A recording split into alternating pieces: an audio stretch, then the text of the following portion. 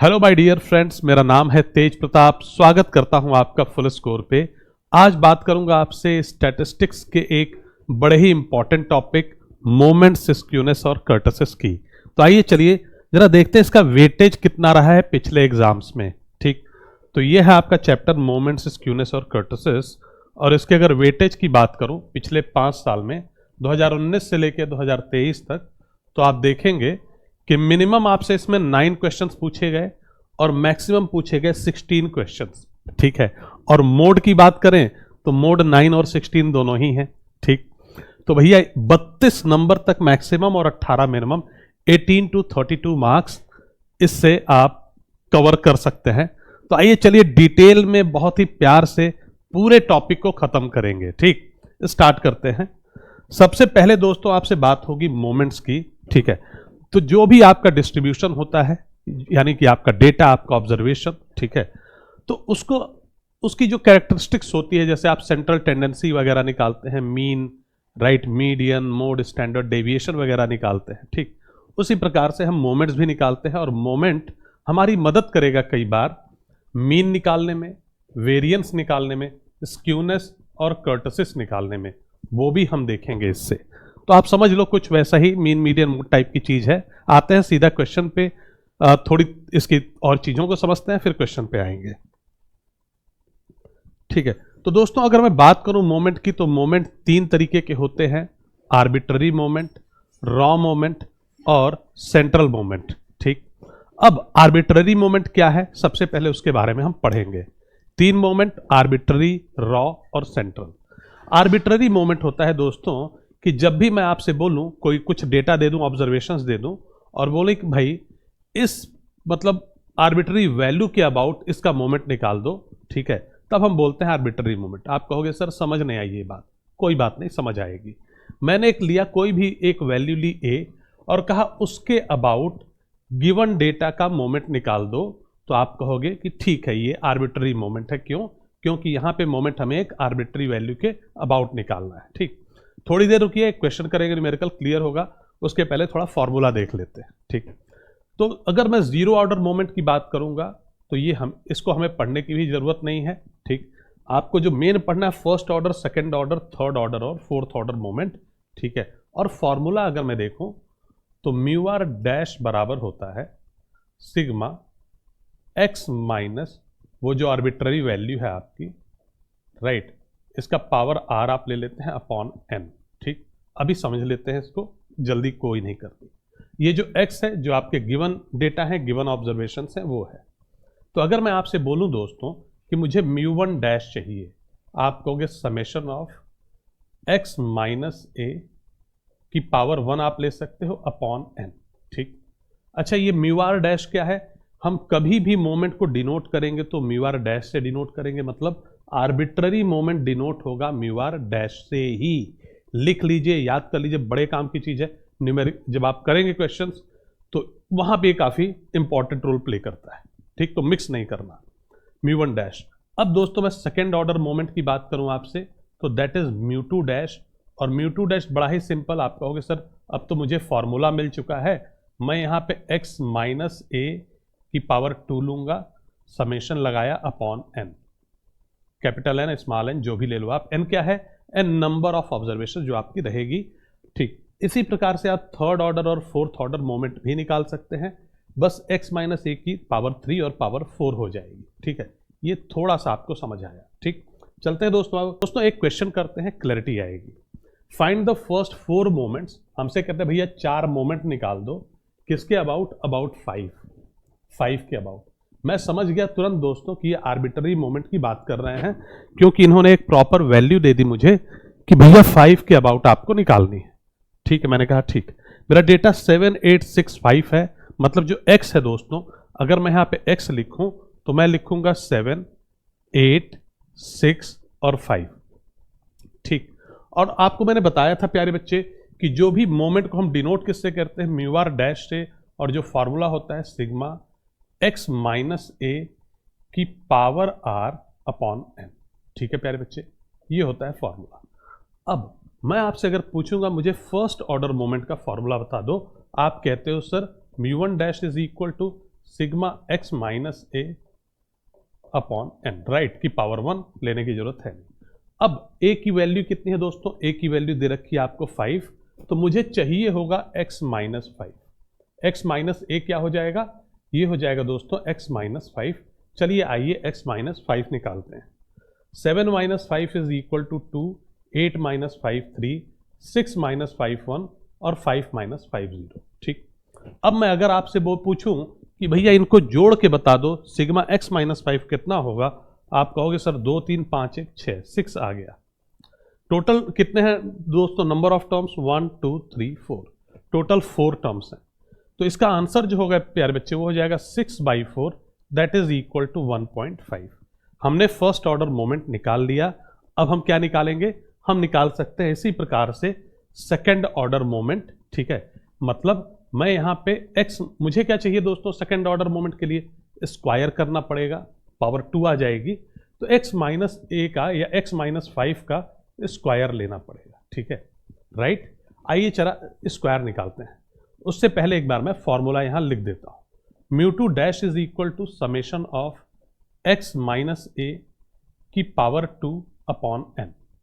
ठीक है दोस्तों, राइट। तो x माइनस 5 का स्क्वायर कितना होगा? भैया x माइनस 5 की वैल्यू निकाल रखी है हमने, सीधा स्क्वायर कर दो। 2 दूनी 4, 3 3 9, 1 का स्क्वायर 1 और 0, 9 4 13 1 14 दोस्तों आप देखते हैं।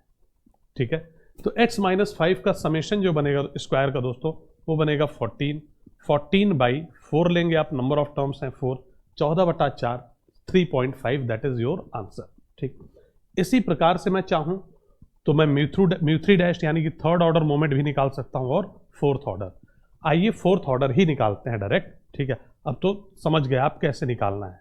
तो summation of x minus A की पावर 4 अपॉन n। अब मुझे चाहिए दोस्तों x माइनस ए की पावर 4, ये लाइन मैं छोड़ रहा हूं, आप इसमें क्यूब वाला निकाल सकते हैं थर्ड ऑर्डर मोमेंट के लिए। स्क्वायर है 4 तो पावर 4 कितनी हो जाएगी? 16। ये 9 है तो 81, 1 का स्क्वायर 1 दोस्तों और 0 का 0, 81, 1 6 1 7 1 8 और 8 1 9, 98 आ गया x माइनस 5 की पावर 4। प्यारे बच्चे यहां पे आप लिख सकते हैं 98/4। ठीक है, सॉल्व कर देंगे हम, डेसिमल में हमारा आंसर मिल जाएगा। ठीक है दोस्तों, राइट। आई होप ये बात आपको एकदम क्लियर हो गई।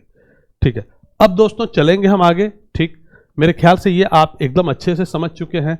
खास बात क्या है कि भैया म्यू आर डैश से ही ये आर्बिट्ररी मोमेंट डिनोट होगा, ये याद रखना है, फॉर्मूला याद रखना है, बड़े आराम से काम होगा। ठीक, अभी कुछ प्रीवियस ईयर के क्वेश्चंस भी करेंगे हम साथ में, लेकिन उससे पहले थोड़ा सा हम और चीज़ों को समझते हैं।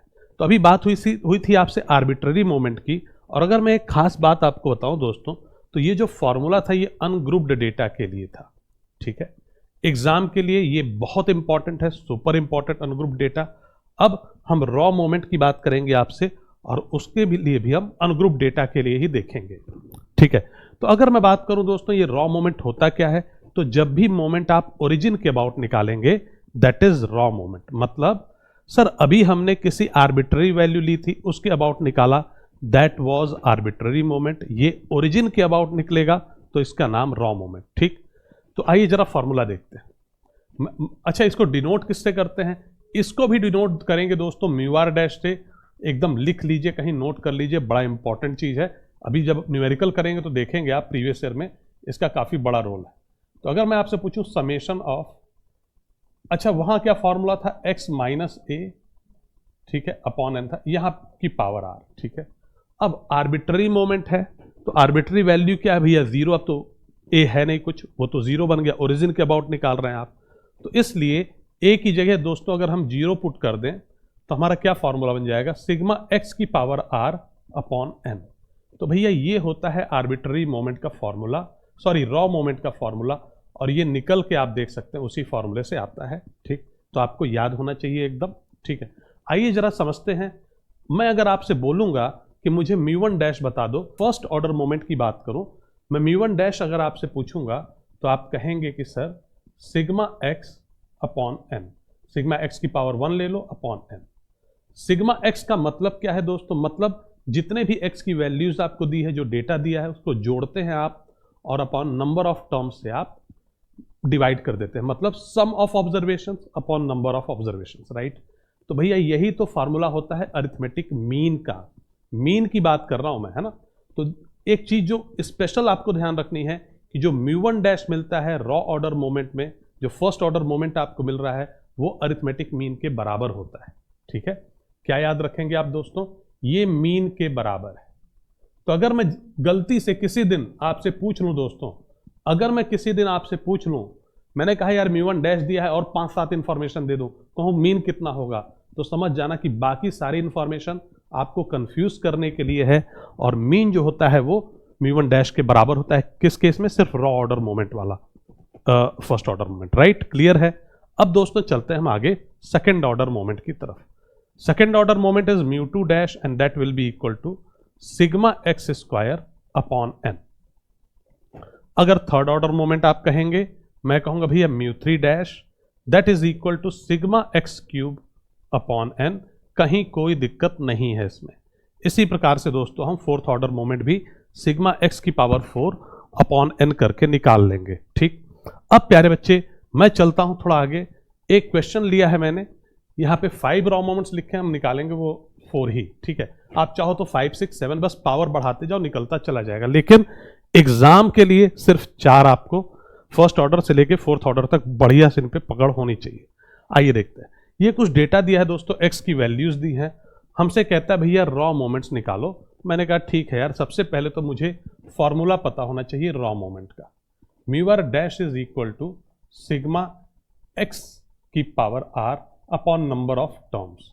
देख लेते हैं अभी एक्स की वैल्यू क्या है दोस्तों, आप देखेंगे एक्स की वैल्यू है 3, 1, -2, 0, 2 और -1, ठीक, राइट। अब अगर मुझे चाहिए first order moment, first order moment प्यारे बच्चे क्या होता है, सिग्मा एक्स अपॉन एन। उसके लिए मुझे क्या चाहिए भाई, सर सिग्मा एक्स चाहिए। एक्स की वैल्यू दे रखी, आइए सिग्मा एक्स निकाल देते हैं। -2 से 2 और -2 कैंसिल, -1 और 1 कैंसिल, यहां पे बचेगा सिर्फ 3, ठीक है दोस्तों। यहां पे क्या बचा 3, और नंबर ऑफ टर्म्स कितनी है, 1, 2, 3, 4, 5, 6। तो यहां पे प्यारे बच्चे आ जाएगा 3/6 and that will be equal to 0.5। ये आ गया आपका फर्स्ट ऑर्डर रॉ मोमेंट, ठीक है। अब सेकेंड ऑर्डर रॉ मोमेंट की हम चलेंगे की तरफ।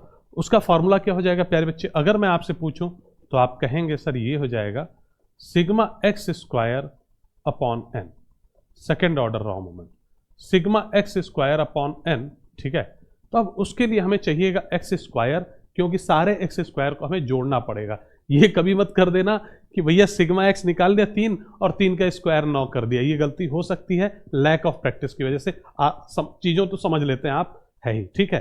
तो आइए देखते हैं जरा, एक्स की वैल्यू हमने निकाल रखी है, तो अब इसके बाद एक्स स्क्वायर की वैल्यू निकालेंगे। 3 का स्क्वायर 9, 1 का स्क्वायर 1, -2 का स्क्वायर 4, 0 का 0, 2 का 4 और -1 का 1, 4, 4, 8, 2, 10। सिग्मा एक्स स्क्वायर प्यारे बच्चे जोड़ने पे आ गया 10, ठीक है। ये ध्यान रखना है, ये नहीं कि 3 का स्क्वायर ले लिया सिग्मा एक्स का, वो गलती ना हो। तो आप देखते हैं दोस्तों 10/6 सॉल्व कर देंगे, वैल्यू मिल जाएगी, ठीक है, कोई दिक्कत नहीं।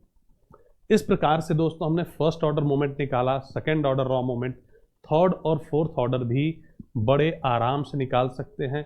म्यू3 डैश अगर मैं आपसे पूछूं, आप कहेंगे sir sigma x cube upon N, और अगर दोस्तों हम इसको निकालें तो बड़े आराम से निकाल लेंगे, हमें एक्स क्यूब की वैल्यू फाइंड करनी पड़ेगी, ठीक है। कितनी हो जाएगी 27, 1 का क्यूब 1, -2 का क्यूब -8, 0 का क्यूब 0, 2 का 8 और -1 का -1। प्यारे बच्चे देखेंगे -8 और 8 कैंसिल हो गए, 1 और -1 कैंसिल, आ गया 27, ठीक है, आ गया 27, राइट। ये कैंसिल, ये कैंसिल, बचा क्या भैया 27। तो आप कहते हैं sigma x cube is equal to 27, इसको सर जी 6 से डिवाइड कर देते हैं, 4.5 निकल के आ जाएगा, 4.5, that is answer. I hope यहां तक सारी चीजें क्लियर। चलते हैं आगे, देखते हैं सेंट्रल मोमेंट। सबसे इंपॉर्टेंट, एग्जाम के लिए बहुत इंपॉर्टेंट है सेंट्रल मोमेंट, ठीक है। सारे ही इंपॉर्टेंट है, लेकिन आपको ज्यादा क्वेश्चंस सेंट्रल मोमेंट के देखने को मिलते हैं। तो अब समझेंगे सेंट्रल मोमेंट होता क्या है। अभी तक आपने दो तरह के मोमेंट पढ़े, एक moment about any arbitrary value, कुछ भी दे दूं आपको 3, 4, 5, 10, उसके अबाउट मोमेंट निकाल दो, आप निकाल देंगे।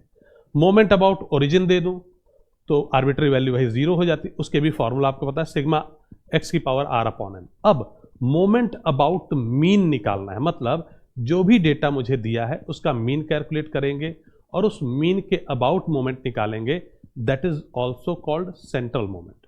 दो नाम है इसके, मोमेंट अबाउट मीन या सेंट्रल मोमेंट। आइए देखते हैं जरा प्यारे बच्चे फॉर्मूला। तो भैया फॉर्मूला हो जाएगा, अब यहां पे थोड़ा सा परिवर्तन आता है, सेंट्रल मोमेंट को हमेशा म्यू से डिनोट करते हैं और एग्जाम में कई बार आपसे म्यू से म्यू डैश फाइंड करने को कहता है, इसलिए नाम में क्लैरिटी होनी चाहिए, ठीक है।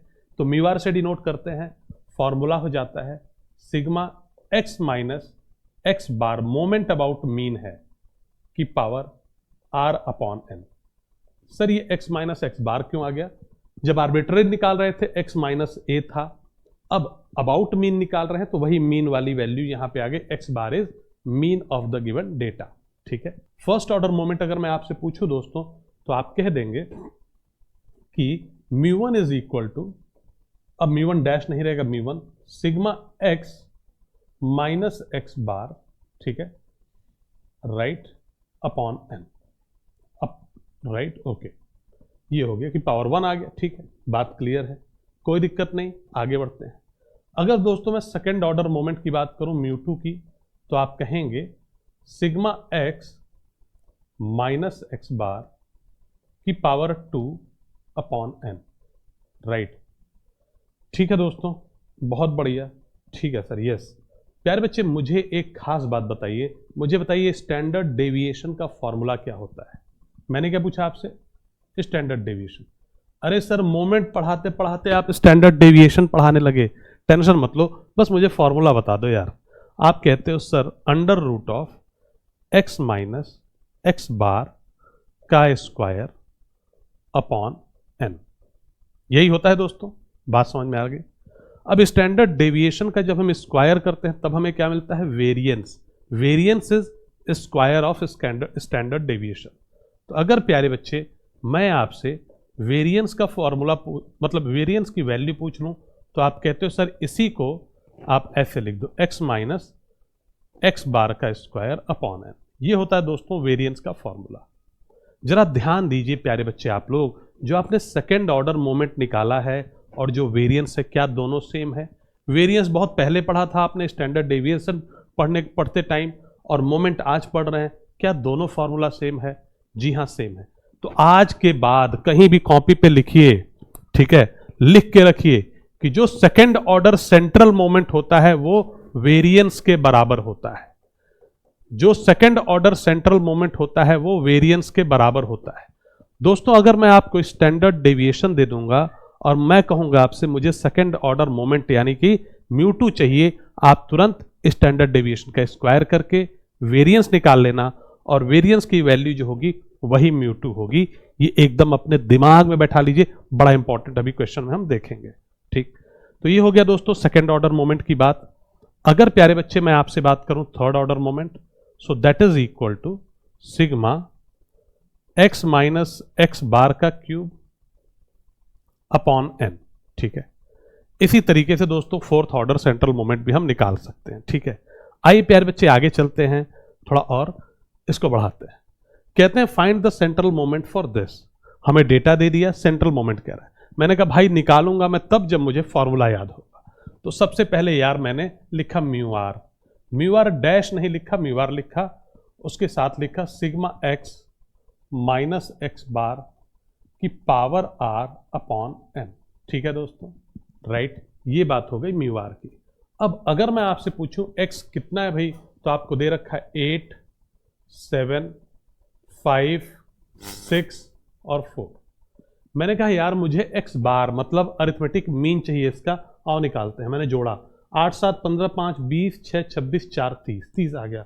1, 2, 3, 4, 5, 30 जोड़ने पे आ रहा है, टोटल टर्म्स हैं 5, 30/5 मिलेगा 6, मतलब मुझे मेरा अरिथमेटिक मीन मिल गया 6, ठीक है दोस्तों, राइट। अब देखिए जरा, अगर मुझसे आप पूछेंगे कि सर फर्स्ट ऑर्डर मोमेंट निकाल के दो, मैं कहूंगा मेरे भाई sigma x minus x bar upon N चाहिए मुझे।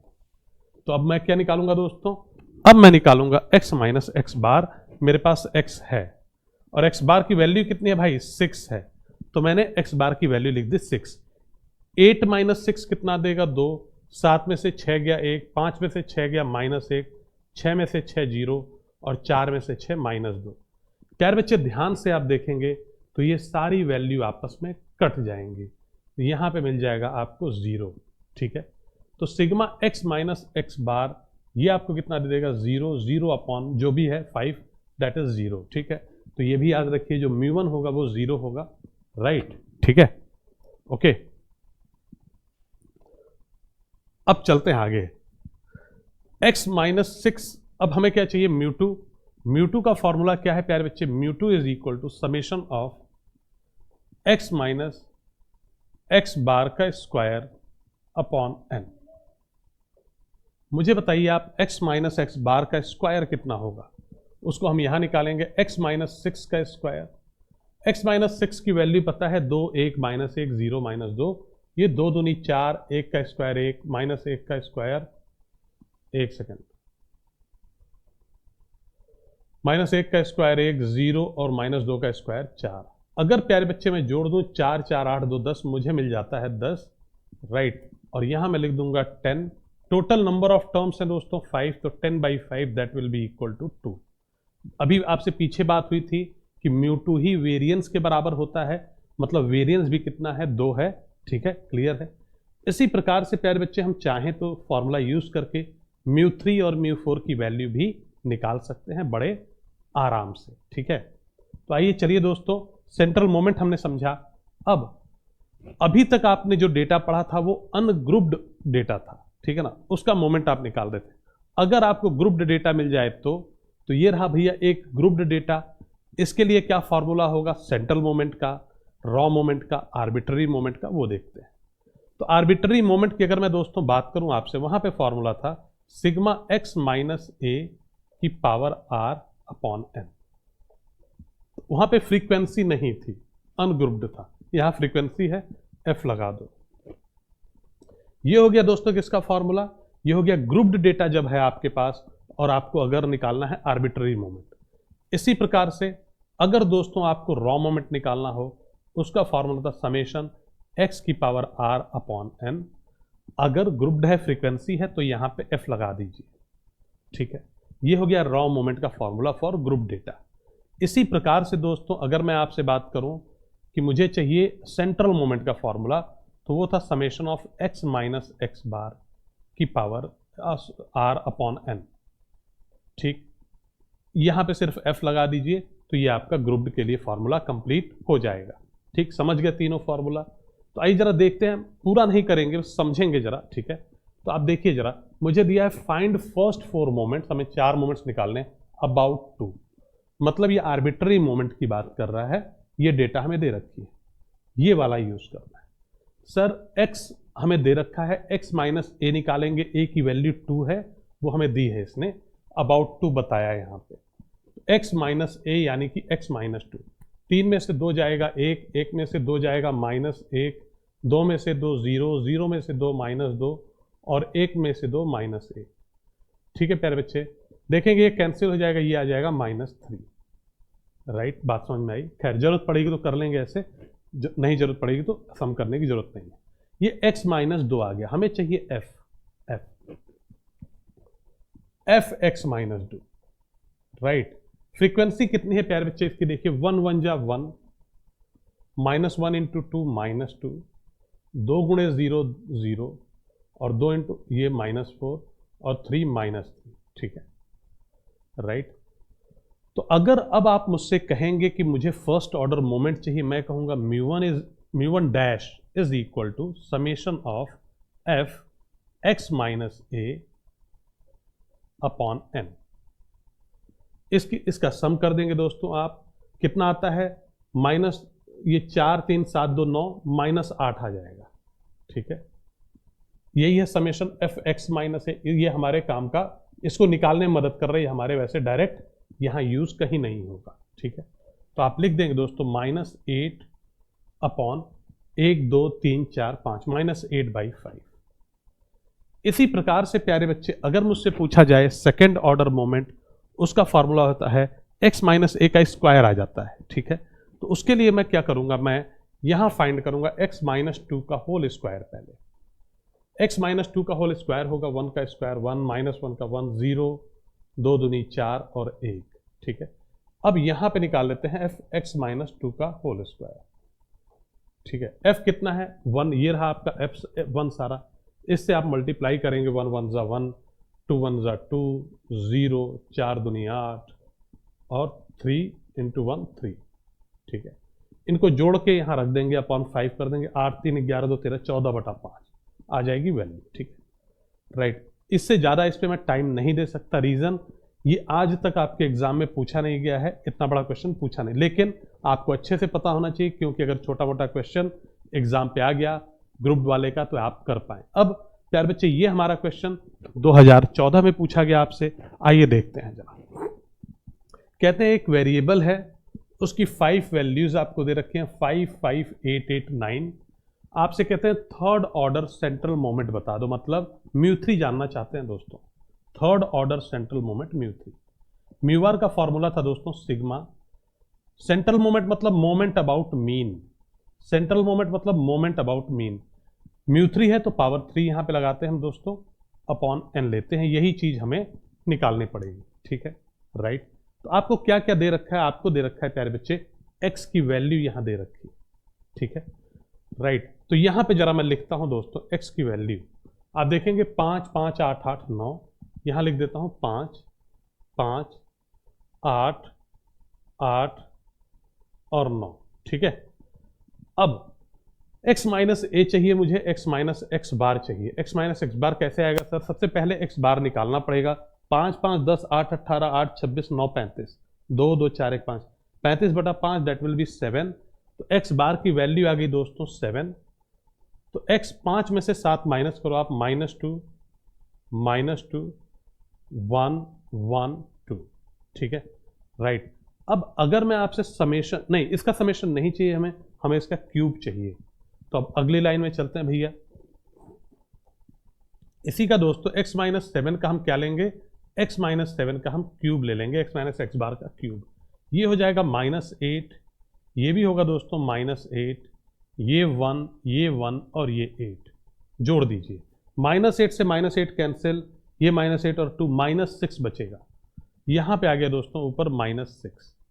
सिग्मा x - x बार का क्यूब की वैल्यू आ गई -6। कितने टर्म्स हैं, 1 2 3 4 5, -6/5 कर दीजिए, -1.2, वही होगा दोस्तों आपका आंसर। आइए देखते हैं जरा किधर है, ये रहा प्यारे बच्चे आपका आंसर, देख लीजिए जरा -1.2, ठीक। I hope it is very clear, बहुत अच्छे से आप समझ गए हैं इसको। चलते हैं दोस्तों, अब ये जो एरिया है भाई, एक तो सेंट्रल मोमेंट मैंने बोला ही था इंपॉर्टेंट है, सारे ही इंपॉर्टेंट है, सेंट्रल मोमेंट थोड़ा ज्यादा, ये एरिया बहुत इंपॉर्टेंट एग्जाम के लिए, ठीक है। आइए देखते हैं, तो ratio between raw moment and central moment, हमें रेशियो बतानी है रॉ मोमेंट और सेंट्रल मोमेंट के बीच में रेशियो बतानी है, ठीक है दोस्तों। रॉ मोमेंट को किससे डिनोट करते हैं, μr डैश से, μr डैश से, और सेंट्रल मोमेंट को μr से, ठीक है।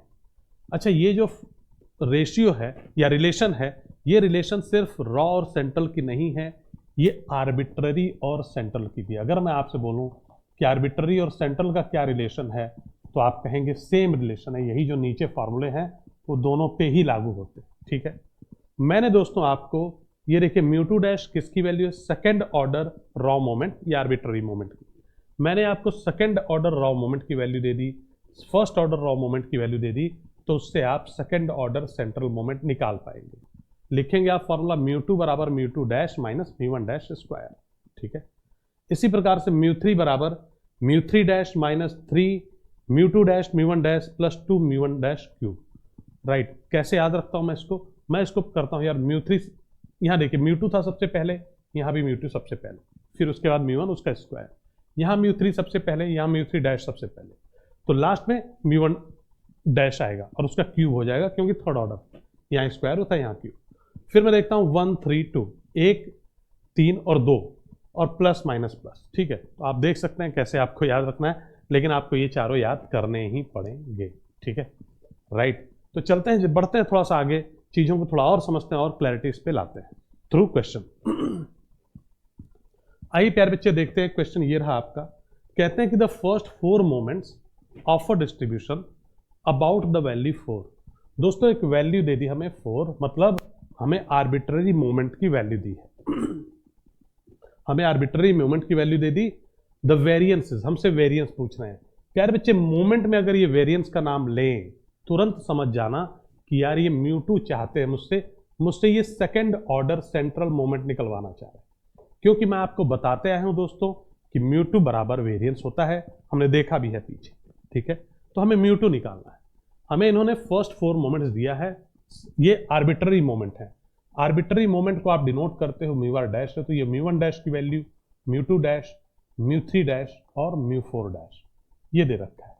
इससे हमें दोस्तों म्यू2 निकालना है। अभी आपने पीछे देखा था फॉर्मूला, तो फॉर्मूला है दोस्तों म्यू2 बराबर, राइट, म्यू2 डैश माइनस म्यू1 डैश का स्क्वायर, ठीक है।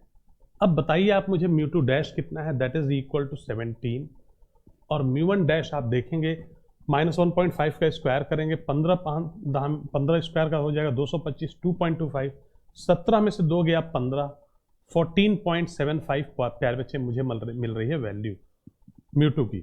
म्यू2 इज इक्वल टू 14.75, और वही होता है दोस्तों हमारा वेरियंस। सो आई होप ये बहुत ही क्लियर है कि भैया ये हमारा सही आंसर, 2 नंबर आपके हुए पक्के, ठीक। चलते हैं दोस्तों आगे बढ़ते हैं। आइए एक और क्वेश्चन देखते हैं। For the data on earning of employees in a company, पूरा डेटा दिया है, एम्प्लॉइज की अर्निंग है, रॉ मोमेंट्स इन्होंने दे दिया अबाउट सम आर्बिट्ररी पॉइंट है, मतलब ये रॉ नहीं है, ये आर्बिट्ररी मोमेंट है। क्यों? क्योंकि किसी पॉइंट के अबाउट है। कभी भी मोमेंट किसी आर्बिट्ररी पॉइंट के अबाउट हो, that is arbitrary moment. Origin के अबाउट हो रहा मोमेंट, ठीक है। तो वो दे दिया इन्होंने, हमें म्यू1 डैश दे दिया, म्यू2 डैश दे दिया। हमसे कहते हैं द मोमेंट म्यू2, हमें म्यू2 निकालना है अबाउट एक्चुअल मीन 940 इज। हमें दोस्तों मीन दी है, उसके अबाउट मोमेंट निकालने को कह रहे हैं, क्या करें समझ लो। तो ये कंफ्यूजन के लिए आपकी एक्चुअल मीन की वैल्यू दी, इसकी जरूरत ही नहीं है। आपसे पूछते हैं म्यू2, और ये सारी चीजें सब इन्होंने हमको बहकाने के लिए दी है। यहाँ पे इन्होंने दिया है म्यू1 डैश, यहाँ म्यू2 डैश। हमें फॉर्मूला पता है प्यारे बच्चे, म्यू2 बराबर म्यू2 डैश माइनस म्यू1 डैश का स्क्वायर। म्यू2 डैश प्यारे बच्चे कितना है 940, माइनस म्यू1 डैश का स्क्वायर कितना है दोस्तों 3.66 का स्क्वायर। क्या यही तो है फॉर्मूला भैया सेकंड ऑर्डर सेंट्रल मूवमेंट का म्यू2 का। हम क्यों बाकी चीजों पे ध्यान दें, हमें ध्यान ही नहीं देना है, ठीक है। तो आप कहेंगे सर कितना आएगा ये, बिल्कुल यार देखना पड़ेगा कितना आएगा। एक चीज तो है, 3 का स्क्वायर 9 होता है, 4 का स्क्वायर 16, तो 16 से कम है। और 35, 3.5 का स्क्वायर देखें 35, 1225, तो 12.25 से ज्यादा है, 13 के आसपास मान लेते हैं। तो 940 में से अगर मैं 13 दोस्तों माइनस कर दूं, तो जो मुझे मिलेगा वो मिलेगा 927, ठीक है दोस्तों, 927, उसी के आसपास आपका आंसर होगा। देख लीजिए, तो भैया ये रहा आपका सही आंसर। सीजीएल 2019 का क्वेश्चन देखा आपने, किस तरह से क्वेश्चन आते हैं वो भी आपको समझ आया। तो मैंने कहा था ये म्यू आर और म्यू आर डैश बड़ा इंपॉर्टेंट है, इसको याद रखना कौन सा किस पे लागू होता है, नहीं तो बाद में दिक्कत होगी, ठीक है, राइट। तो दोस्तों यहां पे अभी तक हमने जो पढ़ा, हमने अपना मोमेंट खत्म किया। अब हम आ रहे हैं स्क्यूनेस पे, फिर बढ़ेंगे कर्टसिस पे। तो स्क्यूनेस की थ्योरी देखेंगे और समझेंगे थोड़ा इसको, फिर इसके बाद कुछ क्वेश्चंस करेंगे, कुछ प्रीवियस ईयर, और इस पे एक बेहतरीन पकड़ अपनी डेवलप करेंगे। आइए दोस्तों देखते हैं।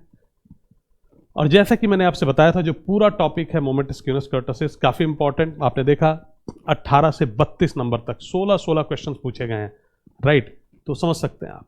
आइए समझते हैं जरा स्क्यूनेस होता क्या है। स्क्यूनेस का मतलब क्या होता है दोस्तों? स्क्यूनेस का मतलब होता है असिमेट्री। जब कोई चीज सिमेट्रिक ना हो तब हम कहेंगे भैया ये स्क्यूड है। जब भी कोई चीज सिमेट्रिक नहीं है दोस्तों, तो हम कह देंगे कि ये स्क्यूड है, ठीक है। तो अगर कोई, जैसे मैं आपको ये पहले सेंट्रल, ये जो बीच में फिगर है इसकी बात करता हूं, आप देखेंगे दोस्तों बीच से एक लाइन जा रही है इसके, इस लाइन को अभी हम कोई नाम दे देंगे, लेकिन अगर आप लाइन के दोनों साइड देखते हो तो दोनों साइड की दूरी बराबर है। यहाँ पे देखो आप, यहाँ पे भी बराबर, इधर देखो इधर भी बराबर, ठीक है। ऐसा लग रहा है कि अगर मैं इसको दो अलग अलग कर दूं तो आप कह दोगे दोनों ही कॉन्ग्रुएंट हैं। बात समझ में आ रही है? ऐसा लग रहा है देख के। तो ये जो फिगर है दोस्तों, ये सिमेट्रिक है। ये क्या है? सिमेट्रिक है। इसमें कोई भी स्क्यूनेस नहीं है, ये असिमेट्रिक फिगर नहीं है, ठीक। तो इसकी जो आपसे मैं पूछूं इसकी स्क्यूनेस कितनी होगी, आप कहोगे सर इस वाले फिगर की जो स्क्यूनेस होगी वो 0 हो जाएगी, क्योंकि ये स्क्यूड है ही नहीं, ये सिमेट्रिक फिगर है। पहली बात, ठीक है दोस्तों, बात समझ में आई। अब दूसरी, ये जो लाइन है इसको हम बोलते हैं लाइन ऑफ सिमेट्री। क्या बोलते हैं? लाइन ऑफ सिमेट्री, ठीक, ठीक है भाई, राइट।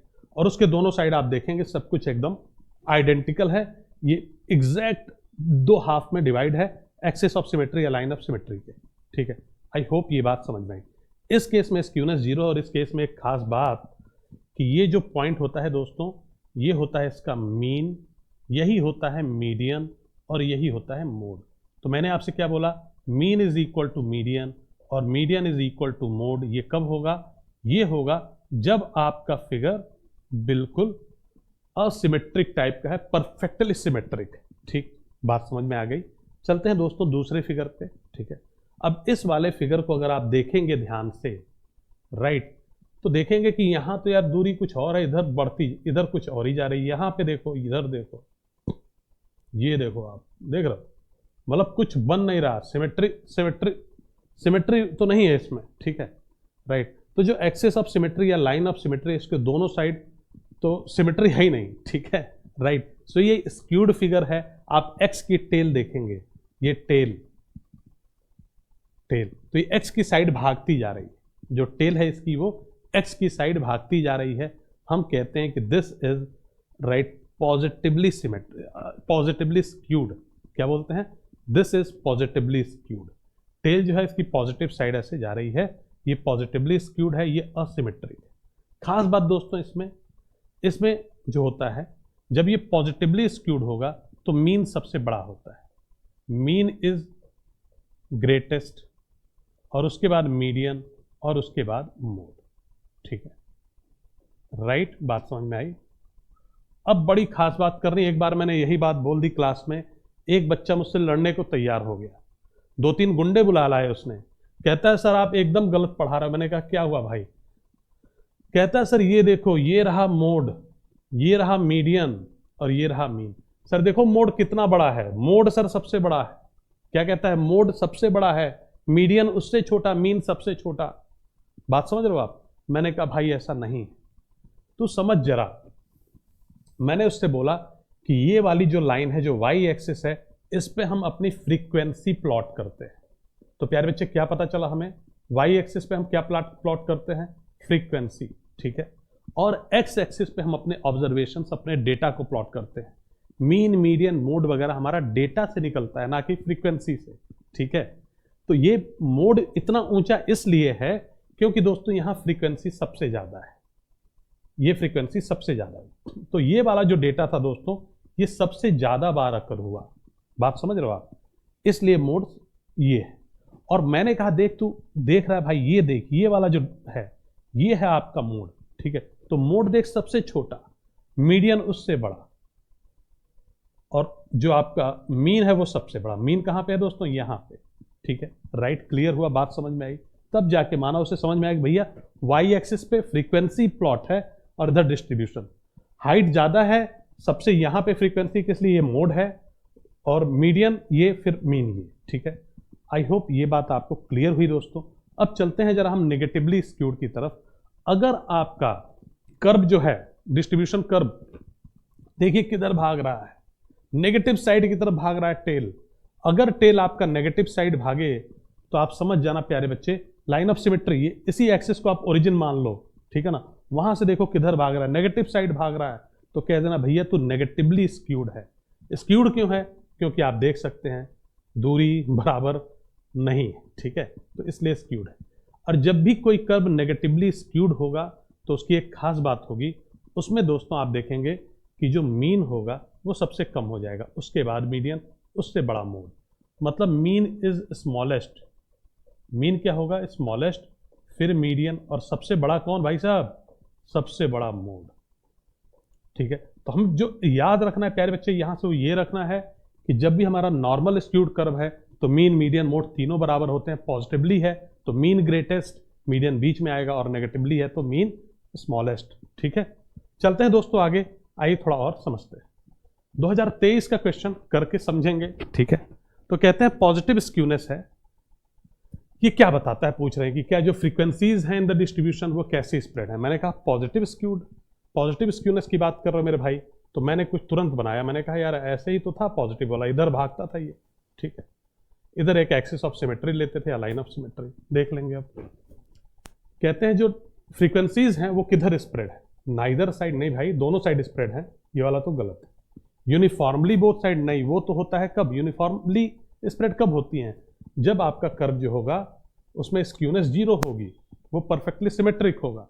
कहते हैं राइट साइड पे of the centre of the curve, बिल्कुल राइट साइड पे ही ये भाग रहा, आप देखिए। So this one is the correct answer दोस्तों। लेफ्ट साइड पे तो भाग नहीं रहा, तो ये वाला आपका लास्ट वाला गलत हो जाएगा। ठीक है, आई होप एकदम क्लियर है, कोई दिक्कत नहीं है। यार बच्चे अभी आपने समझा थोड़ा सा स्क्यूनेस वगैरह, थोड़ा सा और समझते हैं कि हम इसको मेजर कैसे करते हैं। इसके लिए हमारे पास ढेर सारे अभी फॉर्मूले मिलेंगे।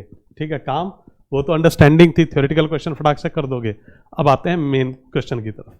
ठीक है, तो देखिए एक तो तरीका होता है निकालने का स्क्यूनेस, एब्सोल्यूट स्क्यूनेस।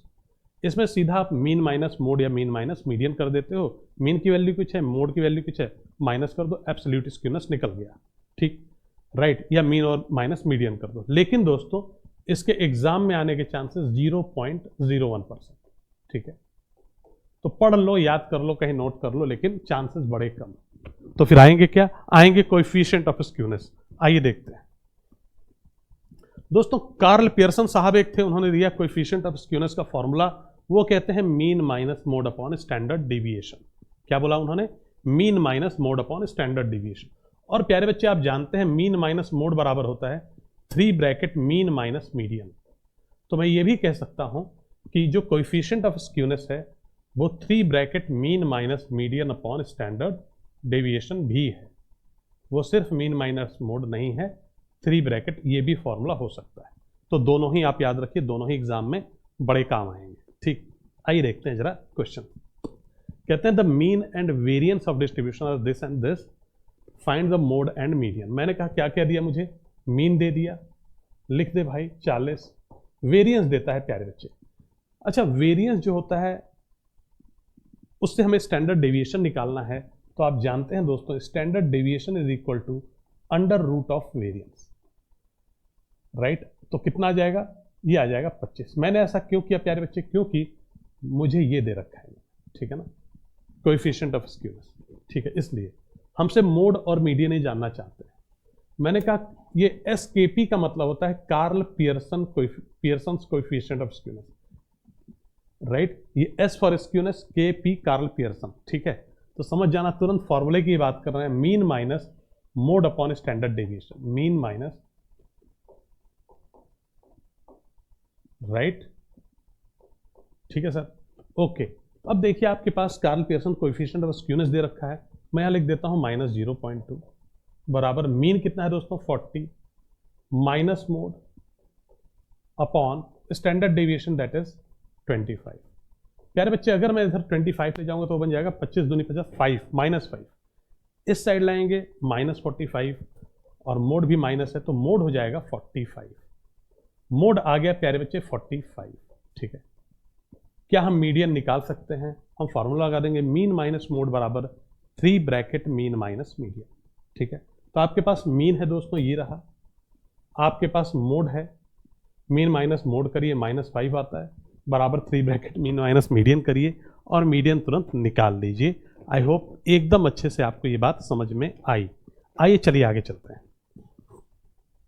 तो ये 2017 में पूछा गया, देखते हैं what is the mean value of data. Mean value कहते हैं निकालने को if Pearson's coefficient of skewness, proper लिख दिया इन्होंने, ऐसे लिख के रहे तो मजा आ जाए यार, सारी चीजें क्लियर हो। मतलब इन्होंने हमें दे दिया दोस्तों SKP that is equal to 0.25।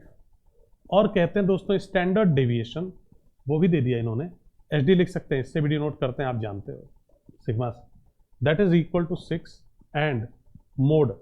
अब यार कुछ बचा, आप बता दो। Mode is equal to what? Mode is equal to 18। आप जानते हैं प्यारे बच्चे Karl Pearson coefficient of skewness बराबर क्या होता है? मैं यहाँ लिख रहा हूँ Karl Pearson coefficient of skewness की value, and that is equal to mean minus mode that is 18 upon standard deviation that is 6, right. दूसरी साइड ले जाएंगे 1.5 बनेगा, इधर लाएंगे 19.5 बनेगा, मीन की वैल्यू आएगी 19.5। तो ये रहा दोस्तों हमारा आंसर, ठीक है। तो बिल्कुल सिंपल क्वेश्चन भी आपको मिलेंगे एग्जाम में, और उन्हें तो छोड़ना ही नहीं है। सिंपल क्वेश्चन को छोड़ना इज क्राइम, नहीं छोड़ सकते आप, यू कैन नॉट अफोर्ड, ठीक है। टफ हो कुछ छूट जाए अलग बात है, बहुत टफ हो छूट रहे हैं, ठीक है, सिंपल वाले में, ठीक है। तो अभी थे कार्ल पियर्सन साहब, अब बॉलिस साहब आए हैं, इसके बाद कैलीज आएंगे, ठीक है। देखते हैं जरा, तो बॉलिस कोएफिशिएंट ऑफ स्क्यूनेस में इन्होंने दिया जो फॉर्मूला दोस्तों हमें, Q3 plus Qn minus 2Q2 upon Q3 minus Q1 SKB, बॉलिस के लिए B लगा दिया, राइट। समझते हैं जरा ये Q1 Q2 Q3 क्या है। अगर आपको पता है बहुत बढ़िया, नहीं पता है तो समझिए। मान लीजिए आपको मैंने डेटा दिया, लंबा चौड़ा डेटा है, 20-30 ऑब्जर्वेशंस हैं उसमें, ठीक है। ये डेटा है हमारा, ठीक है दोस्तों।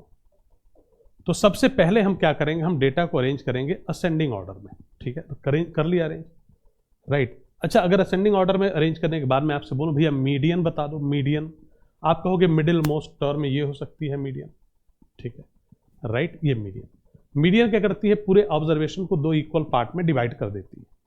अब ये एक पार्ट बन गया दोस्तों, ये वाला, और ये वाला दूसरा पार्ट बन गया। मैंने कहा यार ये जो डेटा है ना, इसको फिर से 2 इक्वल पार्ट में डिवाइड करो, तो शायद हो सकता है कहीं यहां आप डिवाइड कर दो। और मैंने कहा इधर वाले डेटा को भी 2 इक्वल पार्ट में, आप कह सकते हो सर ये रहा, ठीक है प्यारे बच्चे। तो मीडियन ये रहा, ये एक पार्ट, ये 2। अब टोटल कितने पार्ट में आपका डेटा डिवाइड हो गया? टोटल 4 पार्ट में, 1 2 3 4। पहले मीडियन, अब ये क्वार्टर्स में डिवाइड हो गया डेटा। किस में डिवाइड हुआ? क्वार्टर्स में। किसने डिवाइड किया इसको? किसने डिवाइड किया? तो इन लोगों ने डिवाइड किया, ये जो वैल्यूज है इन्होंने क्वार्टर में डिवाइड कर दिया, इसलिए इनको बोलते हैं क्वार्टाइल। ये मीडियन साहब जो थे, अभी मैंने Q2 बोला है जिनको लिखा है, तो पहले हम इनको मीडियन बोलते थे, अभी भी मीडियन बोल सकते हैं, ऐसा नहीं है, ठीक है। तो ये 2 बराबर पार्ट में डिवाइड करते थे, इसलिए बोलते थे मीडियन। अभी ये जो पॉइंट्स हैं, डॉट जो डेटा है, इन्होंने डिवाइड किया पूरे डेटा को 4 क्वार्टर्स में, तो इनको क्वार्टाइल बोलेंगे। तो ये जो Q1 है दोस्तों, ये आपका लोअर क्वार्टाइल है, ठीक है, याद रखिएगा, लोअर क्वार्टाइल। अगर प्यारे बच्चे मैं आपसे पूछूं कि भैया Q3 क्या है, तो आप कह दोगे अपर quartile,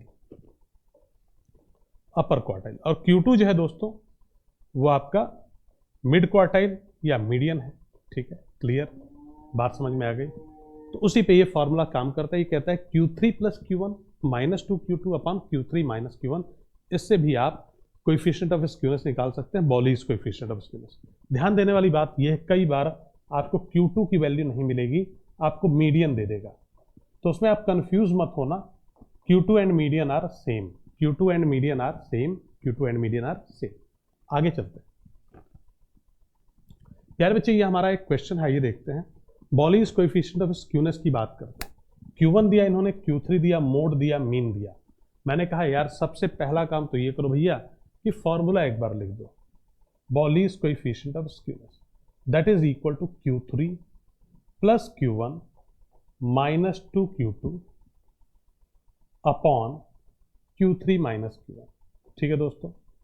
Q3 plus Q1 minus 2Q2 upon Q3 minus Q1, right. अब देखिए हमें दिया क्या है, हमें Q3 दिया है, जरा एक बार वैल्यू डाल ही देते हैं ना, क्या क्या क्या बुरा है। 18 प्लस 20 पता तो चल जाएगा क्या नहीं है हमारे पास, माइनस 2Q2, Q2 नहीं है भाई, सेकेंड क्वार्टाइल नहीं, upon Q3 minus Q1, Q3 25 में से 18 जाएगा 7। तो यहां दोस्तों हमें Q2 निकालना पड़ेगा। Q2 यानी कि या तो आप सेकेंड क्वार्टाइल बोलो या तो मीडियन निकालना है। अब प्यारे बच्चे आप जानते हैं मीन माइनस मोड बराबर 3 times mean minus median. Mean minus mode कितना होगा, 18 है, 21 माइनस 3 आएगा, मीन माइनस मोड मिलेगा -3 बराबर 3 ब्रैकेट मीन माइनस मीडियन।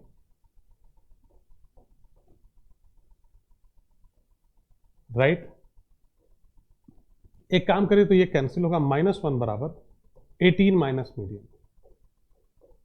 ठीक है दोस्तों, अब अगर मैं इस मीडियन को दूसरी साइड ले गया, इधर लाया, तो मीडियन बराबर मुझे मिल जाएगा 19। मीडियन बराबर मिल जाएगा 19, यहां मैं रख देता हूं 19।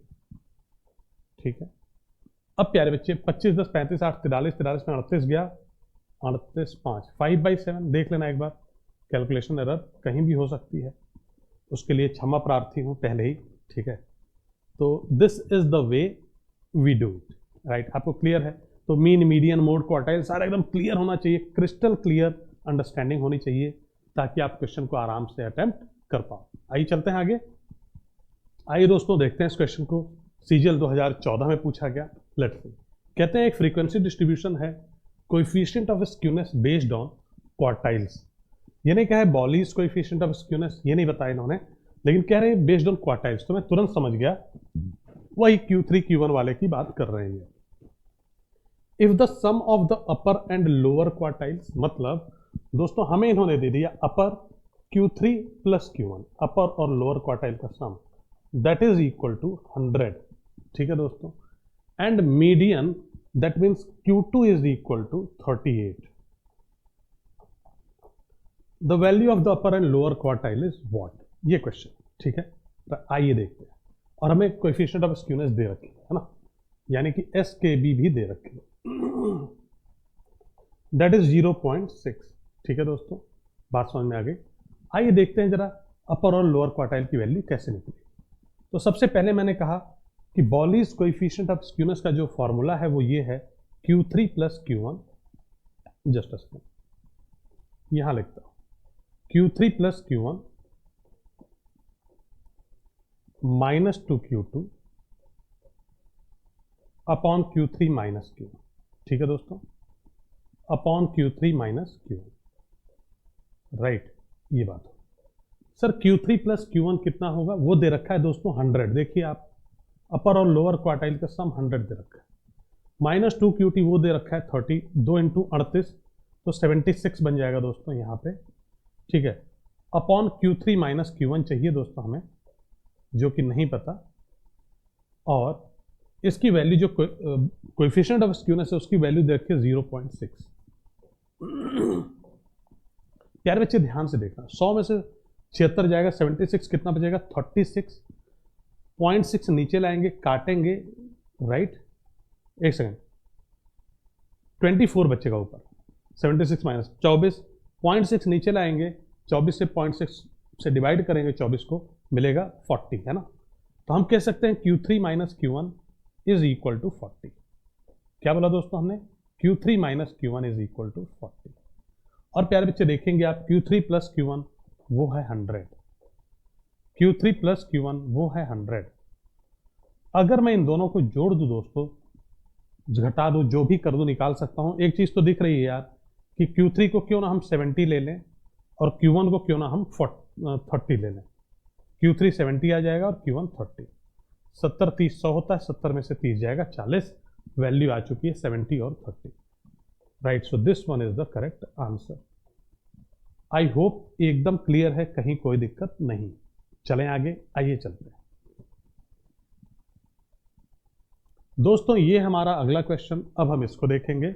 हमसे कहते हैं M, MD, M0, Q1, Q2, Q3, ये क्या है, mean median mode quartile points हैं, डिफरेंट पॉइंट डेटा के। हमें स्क्यूनेस कह रहे हैं कि नेगेटिव कब होगी। क्या पूछ रहे हैं हमसे ये कि साहब स्क्यूनेस नेगेटिव कब होगी। मैंने कहा चलो देखते हैं भैया, सबसे पहले यार मैं समझ गया कि Q1, Q2, Q3 मीडियन वगैरह देखे कि मुझे कौन सा फॉर्मूला यूज करना है। मैंने कहा बोलीज कोएफिशिएंट ऑफ स्क्यूनेस होता है Q3 plus Q1 minus 2Q2, Q3 plus Q1 minus 2Q2 upon Q3 minus Q1। यही होता है दोस्तों बॉलीज कोएफिशिएंट ऑफ स्क्यूनेस। ठीक है, राइट। अब प्यारे बच्चे आप कहते हो ठीक है सर, ये कह रहे हैं कि स्क्यूनेस इनको नेगेटिव चाहिए। एक चीज तो आप जानते हो दोस्तों, डेटा असेंडिंग ऑर्डर में हम अरेंज करते हैं, फिर Q1, Q2, Q3 फाइंड करते हैं।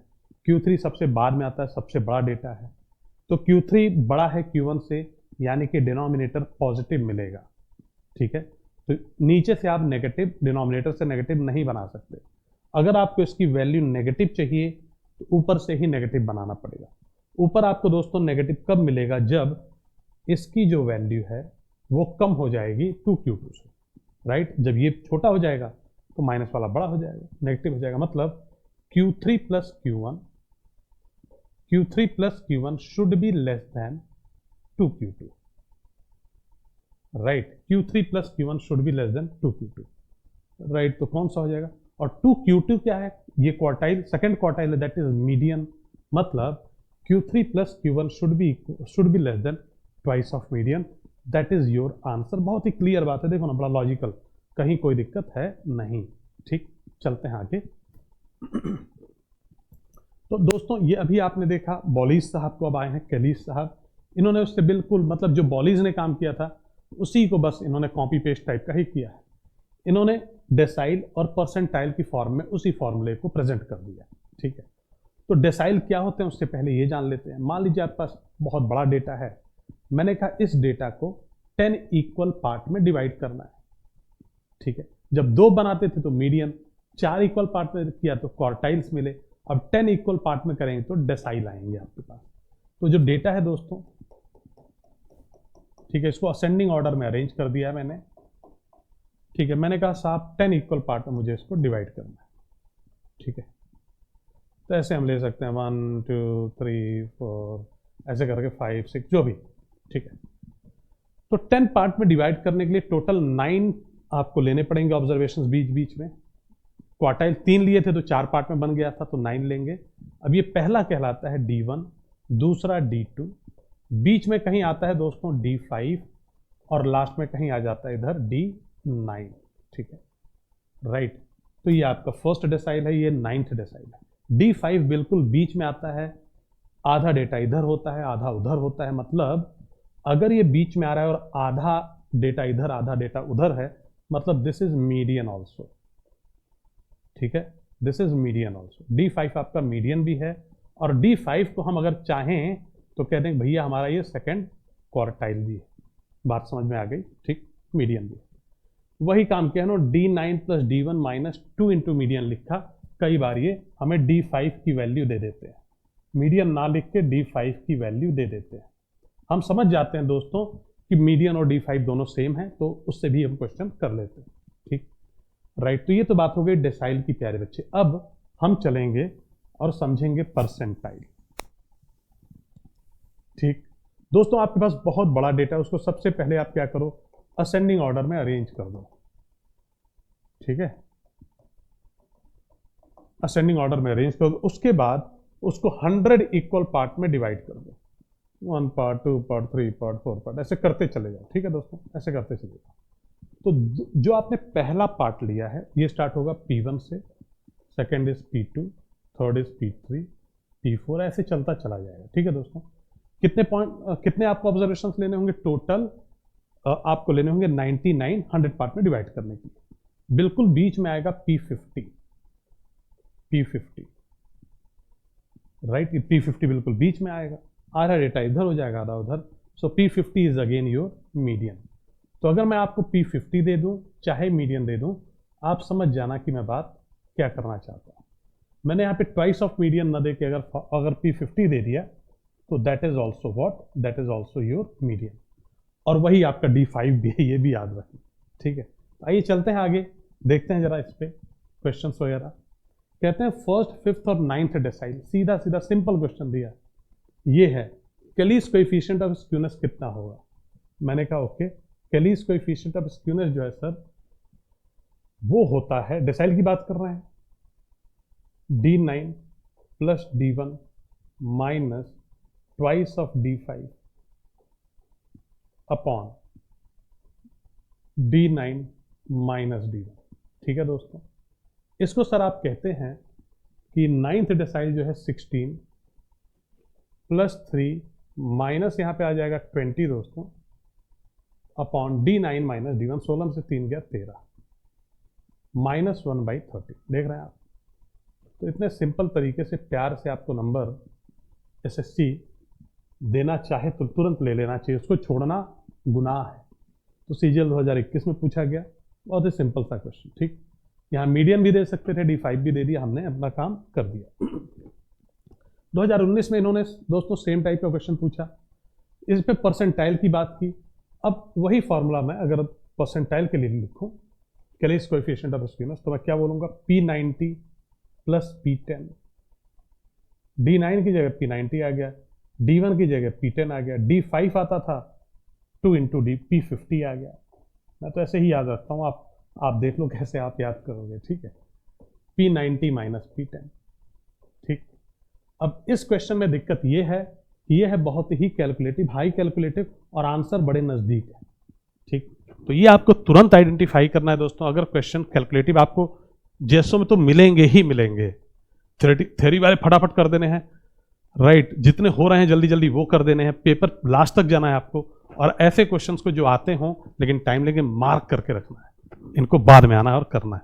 ठीक, आइए चलिए आगे चलते हैं दोस्तों। अभी तक आपने कोएफिशिएंट ऑफ स्क्यूनेस के ढेर सारे फॉर्मूले देखे और उनमें एक खास बात देखी आपने कि mean, median, mode, standard deviation, आपके क्वार्टाइल्स, डेसाइल्स, परसेंटाइल वगैरह यूज करके हुए। अब ये जो आपके सामने है दोस्तों कोएफिशिएंट ऑफ स्क्यूनेस, ये मोमेंट यूज करके होगा। ठीक, ये भी कार्ल पियर्सन साहब ने दिया था और इसको भी हम बोलते हैं Karl Pearson beta coefficient of skewness and gamma coefficient of skewness. तो ये जो बीटा 1 है ये है Karl Pearson beta coefficient of skewness और gamma 1 is Karl Pearson gamma coefficient of skewness.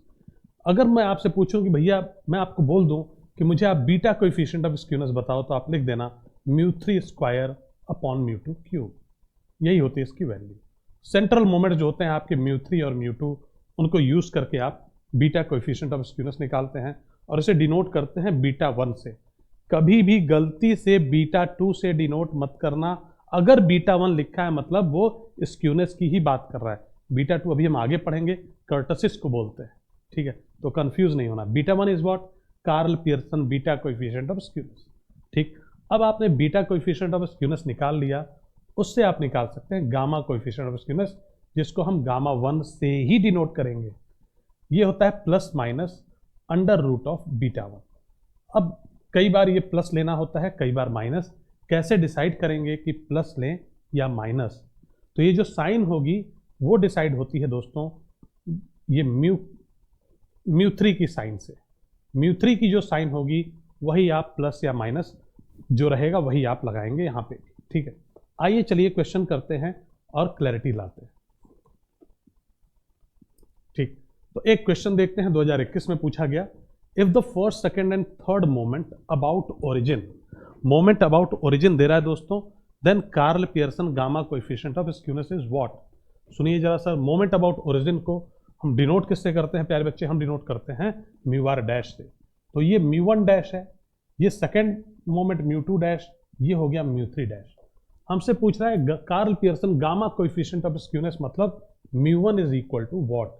हम जानते हैं μ1 is equal to plus minus under root of beta 1 और बीटा 1 इज इक्वल टू हम जानते हैं μ3 स्क्वायर अपॉन μ2 क्यूब, राइट। तो ये सारी चीजें हमें निकालनी पड़ेंगी। अब प्यारे बच्चे एक खास बात समझ आई मुझे यार, मेरे पास μ1 डैश, μ2 डैश, μ3 डैश है, लेकिन मुझे चाहिए क्या? μ2 और μ3 चाहिए। वो रॉ मोमेंट के वैल्यूज हैं और हमें चाहिए सेंट्रल मोमेंट की वैल्यूज। आइए निकालते हैं दोस्तों। एक फॉर्मूला आपसे डिस्कस हुआ था, क्या फॉर्मूला था सर? ये फॉर्मूला था कि μ2 is equal to μ2 dash minus μ1 dash का स्क्वायर।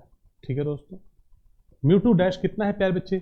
आप कहते हैं सर 8, और μ1 डैश का स्क्वायर कितना होगा? 4। आप कहते हैं 8 माइनस 4 इज इक्वल टू 4।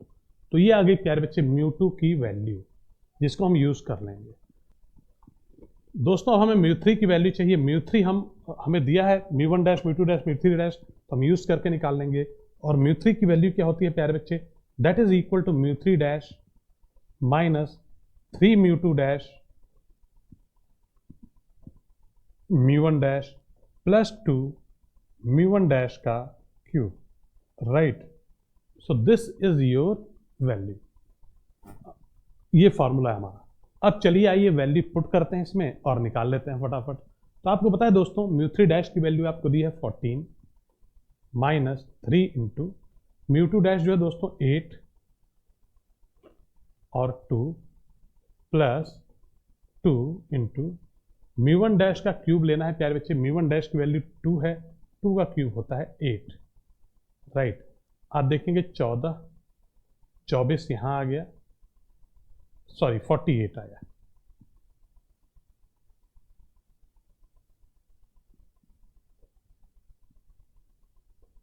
और 16। तो दोस्तों यहां से जो वैल्यू मिल जाती है आपको वो मिल जाती है 18 माइनस में। तो हमें वो दोनों वैल्यूज मिल गई, ठीक है। एक तो μ2 भी मिल गया, एक μ3। आइए b1 की वैल्यू निकाल लेते हैं प्यारे बच्चे। तो b1 की वैल्यू हो जाती है μ3 square which is equal to 18 का स्क्वायर, 18 इंटू 18 अपॉन,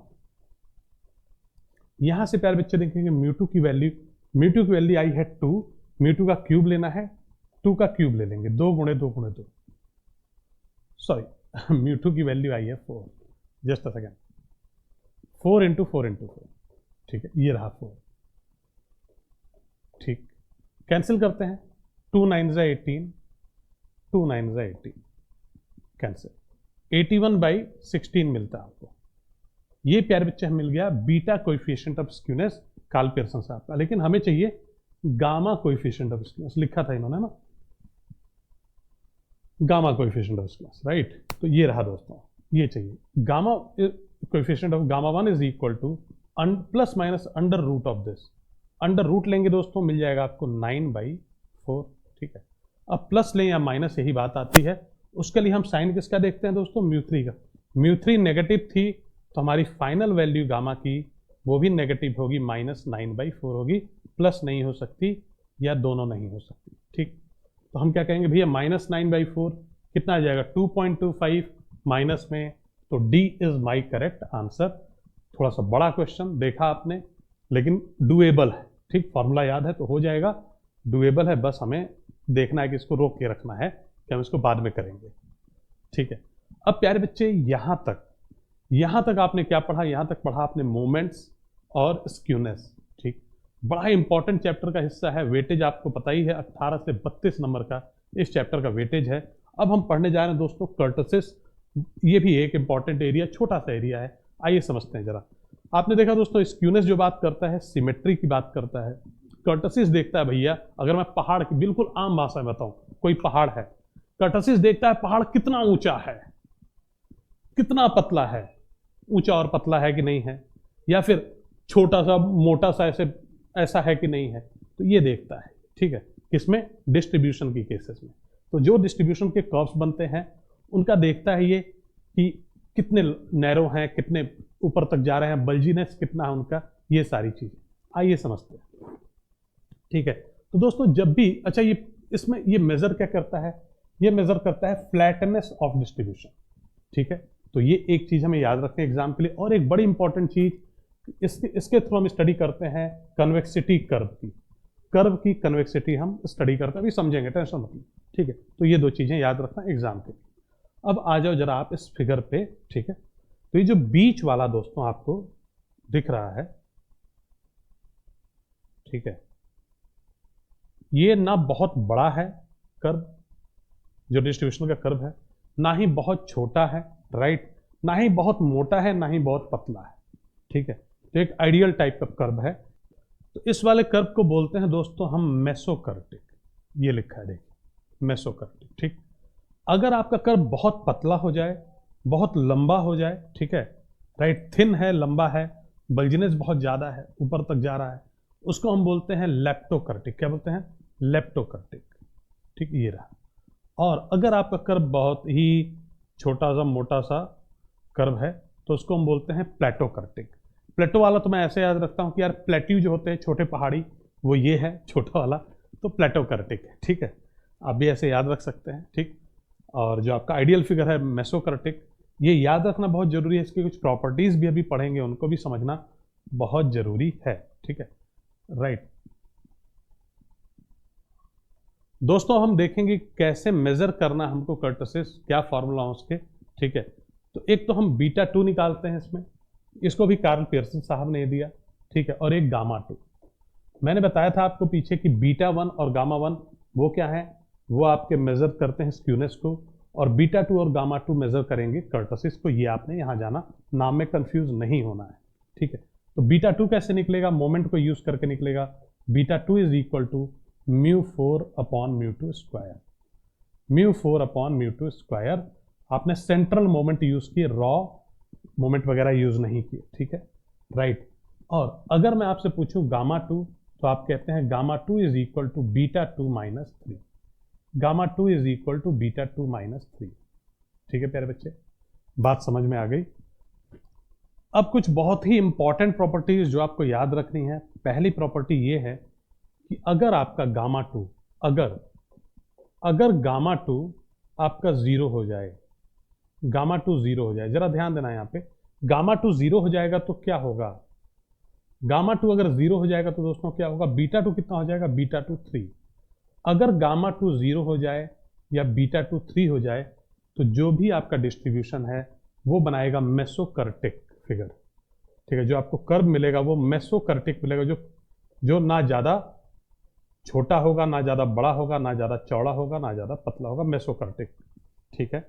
अगर मान लीजिए गामा टू, अगर गामा टू आपका क्या हो जाए, ग्रेटर देन जीरो हो जाए, या beta to greater than three हो जाए, इस केस में प्यारे बच्चे जो आपको कर्व मिलेगा डिस्ट्रीब्यूशन का, वो कैसा मिलेगा, वो मिलेगा लेप्टोकर्टिक, बहुत ही पतला, थिन सा, ऊपर तक एकदम, समझ रहे हो आप, ठीक है ना, माउंट एवरेस्ट टाइप का, ठीक है, right. When beta two is greater then three, याद रखिएगा न्यूमेरिकल्स में यूज होंगी ये चीज। और अगर कहते हैं, अगर मान लीजिए प्यारे बच्चे gamma two is less than zero या beta two is less than three, अगर gamma two less than zero है या beta two less than three है, तो ये जो कर्व मिलेगा दोस्तों आपको, ये मिलता है प्लेट्यू की तरफ, प्लेटोकर्टिक, ठीक है प्यारे बच्चे, ये क्या मिलता है, प्लेटोकर्टिक, ठीक है दोस्तों। आई होप आपको ये बात बहुत अच्छे तरीके से क्लियर है। अभी न्यूमेरिकल में जब हम यूज करेंगे तो थोड़ी और अंडरस्टैंडिंग आपकी डेवलप होगी, ठीक है दोस्तों। Let's see. अच्छा, एक और फार्मूला है कर्टसिस के लिए, beta two is equal to P75 minus two P25 upon P90 minus P10, याद रख सकते हैं आप, ठीक है। और पूछा नहीं गया आज तक। कहते हैं कि अगर बीटा टू की वैल्यू लेस देन, ये ग्रेटर देन ये आ रही है तो ये प्लेटोकर्टिक है, और बीटा टू की वैल्यू लेस देन ये आ रही है तो लेप्टोकर्टिक है, याद रखा जा सकता है, ठीक है, राइट। लेकिन देखने को जल्दी आपको एग्जाम में नहीं मिलेगा, कहीं होगा 10 साल में तो शायद एक क्वेश्चन हो, ठीक है। वैसे इतना पूछा नहीं इसको। अब आगे कहते हैं, जरा क्वेश्चन देखिए ध्यान से, अगर एक डिस्ट्रीब्यूशन मेसोकर्टिक है और म्यू 4 बराबर 1.08, कर्टसिस की बात कर दी इन्होंने, म्यू 4 दे दिया, हमसे पूछते हैं म्यू 2 कितना है। मैंने कहा ठीक है सर, म्यू 2 निकालना ठीक है। तो देखिए कर्टसिस की अगर दोस्तों मैं बात करूं आपसे, अगर ये मेसोकर्टिक है तो उस केस में क्या होगा, मेसोकर्टिक के केस में जो बीटा 2 होगा वो 3 के बराबर हो जाता है, ठीक है। बीटा 2 3 के बराबर हो जाता है, अभी तुरंत यूज हो गई वो प्रॉपर्टी। और बीटा 2 की जो वैल्यू प्यारे बच्चे वैसे हम निकालते हैं म्यू 4 अपॉन म्यू 2 स्क्वायर, ठीक है प्यारे बच्चे, राइट। यहां से आप देखेंगे दोस्तों तो म्यू 2 स्क्वायर जो है वो हो जाएगा म्यू 4 अपॉन बीटा 2 का क्या, अंडर रूट, यही तो होगा ना, म्यू 2, ठीक है। तो अब एक काम करिए, ये वैल्यू डाल दीजिए आप, mu 2 is equal to under root of 1.08 upon 3। यहां से देखते हैं प्यारे बच्चे, तो ये क्या देगा आप, ये दे देगा 36 दिया होता है 108, 3.6 है ना, 3.6, राइट। और ये किसने देगा, अंडर रूट में। अगर यहां से मैं आपसे म्यू 2 की वैल्यू पूछूं तो आप कहें देंगे म्यू 2 इज इक्वल टू 0.6, ये आ गया प्यारे बच्चे आपकी वैल्यू म्यू 2 की, ठीक है। यही आपको निकालना था, सेकेंड ऑर्डर सेंट्रल मोमेंट, ये आपका आ चुका है, ठीक है। सो आई होप ये क्लियर है। आइए दोस्तों चलते हैं आगे और देखते हैं नेक्स्ट। तो ये है रहा आपका 2023 में पूछा गया क्वेश्चन 2023 का। देखते हैं जरा, the second and fourth moment about mean for a distribution are 4 and 18। Second and fourth moment about mean मतलब दोस्तों मुझे इन्होंने दे दिया μ2 की वैल्यू दे दी 4 एंड μ4 की वैल्यू दे दी 18। ठीक है दोस्तों, what is the value of Pearson's coefficient of कुर्टोसिस beta 2। मैंने कहा यार ऐसे ही क्वेश्चन आप लोग पूछा करो, beta 2 is equal to μ4 upon μ2 square. इस तरह के क्वेश्चन में कोई गलती नहीं होगी। ठीक है, राइट। 18/16 सॉल्व कर देंगे। 16 एकम 16, 2 18, 16 एकम 16, 4 20, 16 32 8, 1.125 ये आ गई प्यारे बच्चे answer. Beta 2 is equal to 1.125। ठीक है, क्लियर है, कहीं कोई दिक्कत नहीं। चलते हैं आगे, आइए देखते हैं दोस्तों ये भी सीजीएल 2023 का क्वेश्चन। लेट्स सी, कहते हैं स्टैंडर्ड डेविएशन एक सिमेट्रिकल डिस्ट्रीब्यूशन का इन्होंने दे रखा है। ठीक है, स्टैंडर्ड डेविएशन को हम किससे डिनोट कर सकते हैं दोस्तों, इसके, that is equal to 3। Right, कहते हैं what must be the value of fourth moment about the mean. What must be the value of fourth moment about the mean, central moment की बात कर रहा है, μ4 की, μ4 डैश वगैरह नहीं, μ4 की। For the distribution to be mesokurtic. Distribution कैसा होना चाहिए दोस्तों, मेसोकर्टिक। मेसोकर्टिक मतलब बीटा 2 बराबर कितना हो जाएगा मेरे भाई, मेसो है तो beta 2 is equal to 3। Right दोस्तों, हमें स्टैंडर्ड डेविएशन की वैल्यू दे रखी है और हम जानते हैं वेरिएंस बराबर होता है स्टैंडर्ड डेविएशन का स्क्वायर, तो वेरिएंस हो जाएगा हमारा 9। वेरिएंस होता है स्टैंडर्ड डेविएशन का स्क्वायर, वेरिएंस हुआ 9। और एक बात और शुरू से बताते आ रहा हूं आपको आज कि जो वेरिएंस होता है वो μ2 के बराबर होता है, सेकेंड ऑर्डर सेंट्रल मोमेंट के बराबर होता है। सो μ2 इज ऑल्सो इक्वल टू 9। ठीक है, ये बात क्लियर है यहां तक। μ2 आ गया दोस्तों और μ4 अब हमें निकालना है। हमें बीटा 2 की वैल्यू दे रखी है, हम कहते हैं beta 2 is equal to μ4 upon μ2 का स्क्वायर, μ4 अपॉन μ2 का square. Right, so μ4 is equal to what. अब देखिए जरा, बीटा 2 है दोस्तों 3 इज इक्वल टू μ4 नहीं पता हमको, μ2 का स्क्वायर। μ2 का स्क्वायर कितना दोस्तों, 9 9 81। इस हिसाब से दोस्तों यहाँ पे आप अगर μ4 देखेंगे तो ये हो जाएगा 243। Right, μ4 is equal to 243। तो ये आ गया प्यारे बच्चे आपका आंसर। ठीक, μ4 इज इक्वल टू 243, ये है आपका करेक्ट आंसर। ठीक, चलते हैं दोस्तों आगे अगले क्वेश्चन की तरफ। अब ये 2014 का कहते हैं standard deviation of a distribution is 2। Standard deviation को हम सिग्मा से डिनोट करते हैं 2। The distribution is leptokurtic. कैसा है लेप्टोकर्टिक, मतलब बड़े वाला, प्लेट्यू नहीं बना रहा, छोटा नहीं, बड़े वाला। तो if fourth central moment is this. अच्छा रुक जाइए, सबसे पहले तो ये बताइए कि अगर मुझे स्टैंडर्ड डेविएशन दिया है 2 तो वेरिएंस आएगा 4। वेरिएंस कितना आएगा दोस्तों, वो आ जाएगा 4। और अगर वेरिएंस 4 है तो मैं जानता हूं कि मेरा सेकंड ऑर्डर सेंट्रल मोमेंट भी 4 है, ये आ गया। ठीक है, ये कहते हैं कि भैया हम लेप्टोकर्टिक डिस्ट्रीब्यूशन है। मैंने कहा अगर आप लेप्टोकर्टिक डिस्ट्रीब्यूशन हो तो उस केस में जो बीटा 2 होता है दैट इज ग्रेटर देन 3।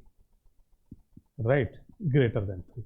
हमसे पूछ रहे हैं फोर्थ ऑर्डर सेंट्रल मोमेंट कितना होगा, मैंने कहा μ4 चाहिए आपको। ठीक है, μ4 दोस्तों फॉर्मूला हमें पता है, अभी आइए फटाक से कर लेते हैं। मैंने कहा beta 2 is equal to μ4 upon μ2 square. ठीक है, right, beta 2 is equal to μ4 upon μ3 square. So beta 2 is greater than 3। जरा मैं लिख रहा हूं, सुनना, देखना जरा ना, ग्रेटर देन 3, ग्रेटर देन 3। ठीक है साहब, इज इक्वल टू μ4 कितना है दोस्तों, निकालना है μ2 स्क्वायर। μ2 square is 16। सो μ4 यहां निकालना है। ठीक है, μ4 ये 16 3 48 होगा, तो ग्रेटर देन 48 आ जाएगा and that will be equal to μ4। इससे हमें क्या पता चलता है, इससे पता ये चलता है कि μ4 हमारा 48 से बड़ा है, मोर देन 48। ठीक है, μ4 हमारा 48 से बड़ा है। क्लियर है, आइए चलिए आगे चलते हैं। So this was the last. Thank you everyone, have a nice day, bye.